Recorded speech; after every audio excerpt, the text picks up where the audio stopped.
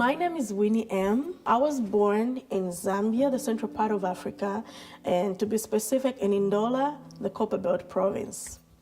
I did my preschool, primary school, elementary, everything, high school to college in Ndola. I was raised by two amazing parents, my mom and my dad, and we are 6 in the family. I have 3 brothers and I had 2 sisters. I'm saying I had because my 2 sisters, they've gone to be with the Lord. So I am the last born in the family of 6. And I was so blessed to be born in my family. There were times, growing up, there were times I would tell myself, I wish I was born in that family. I wish I was born in the other family probably because we were not having what I was seeing from my friends. So I know maybe you've been there before, but I used to think like that. But since I grew up, I realized that my family is not perfect, but it's a perfect family for me. And I'm so blessed to be in that family. I remember growing up, my mother used to tell me how much she believed in me and how much she wanted me to do something best for God especially, and to believe in myself. I remember her telling me, you are smart, you will do it, you will make it. And I remember sitting down with her telling me to sing for me, get up and dance, get up and sing. And I used to do all those things, and I'm doing it to my kids. I tell my kids all the time to get up and dance, get up and sing. I know it used to make her happy. I'm saying it used to make her happy because she went to be with the Lord, and may her soul rest in peace. I really miss her. But one thing that I'm so excited about them, my parents, is because they taught me to know God. They taught me to know and to stand upon what I believe in, and to also know that there's nothing impossible with God. Growing up my life, our lives as a family was not all rosy and all perfect, but God made a way. And that's what I love so much about my parents. They left me with a gift that nobody can take away from me. And I keep telling people, I keep telling my friends, I keep telling my children that if you believe in God, nobody's gonna take it away from you. God is so good, and there's nothing impossible with him. When I lost my dad, I was in my 7th grade. I remember very well.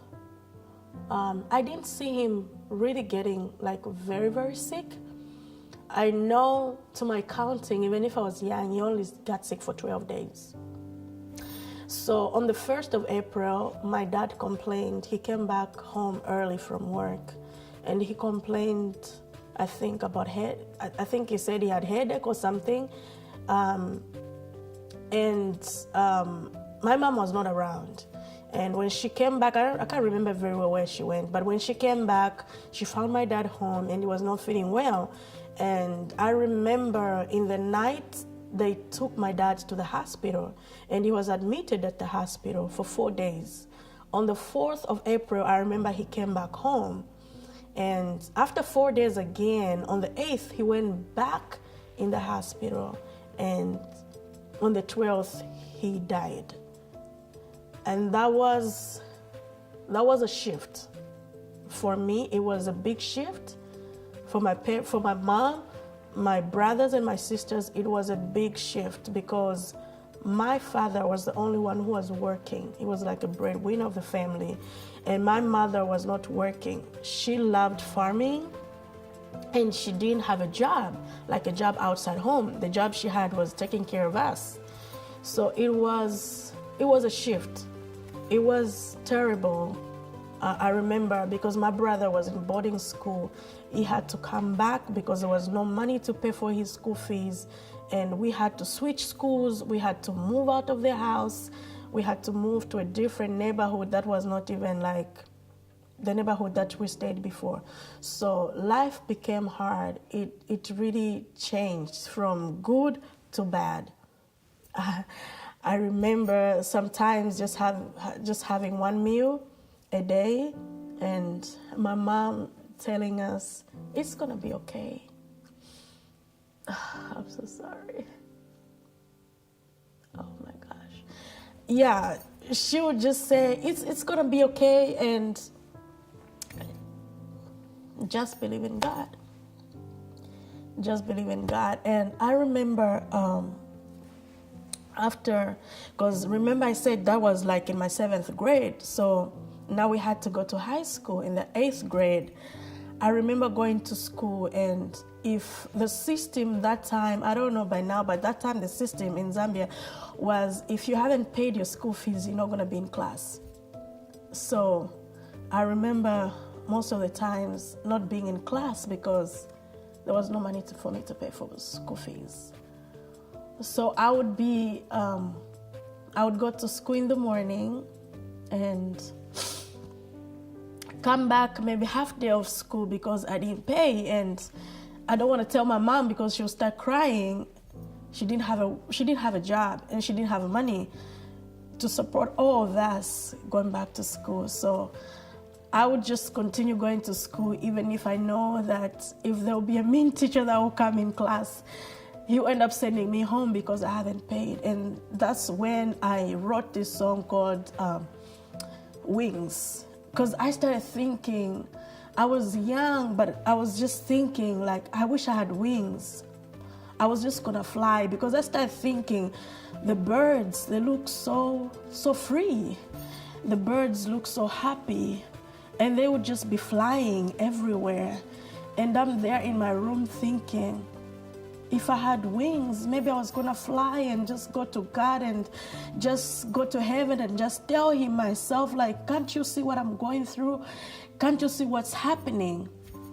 But a reality check, I had to come back on earth, and to my mind, like, I can't do that. But all I had to do was to write a song, I Wish I Had Wings. And I remember the first day that I sang this song, I taught a few friends of mine, and when we sang this song in church, I saw a lot of people liked it, and they were like, wow, you wrote this song? So you're a writer.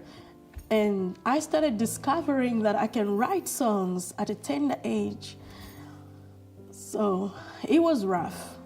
Growing up in Zambia at a tender age, losing a father and having a mother who just want to do something right for her children, and she has no job. I remember, because she loved farming, so we would go to the field, do all the field work and everything, and time to harvest, when it comes, that's when we sell the corn, the groundnuts and everything. That's when now we'll have money to pay for school fees. And you can imagine the time the harvest will come. So that means that between that time to the harvest time, it's like total poverty. Like, it's really a mess. It's suffering, but through the suffering, we were happy. That's an amazing thing. Through it all, we were so happy because my mom kept telling us that it's gonna be okay. And through Christ, we will push and we will do something. And through Christ, everything will be possible. We will see the sun shining on us through Christ. So back home, I was singing in the choir and also doing my own music. I was in several bands, and my choir was so supportive to what I was doing. And because I was one of the worship leaders in there under Pastor Reverend Mlenga there, and it was amazing. That time I'd already discovered what I wanted, and coming here in America, moving to America, was a big shift, yes, but at the same time, it was amazing because God gave me an opportunity to do the album called Grace here in America. It came out in 2016. That was my first album here in America, Grace. It's on all social media platforms. It's on iTunes, Google Play, Amazon, and everywhere. And also on my website, www.winniem.com. You can purchase my music through that website too. Last year, God gave me another opportunity to release a single called Grateful. It's also on all platforms. And also I I did another video, single video this year, also in February. So my career in music is going well with God on my side. His grace is sufficient for us all, and it hasn't been an easy road. It hasn't been an easy journey. So everything I do, I know I can't stop. I have to keep going. I have to keep pushing. So right now my career is doing fine. I wouldn't say is the best, or I wouldn't say it's doing really good and perfect. I'm still fighting and I'm still going up and up, but there are always challenges on the way, but we'll get there. We're still going.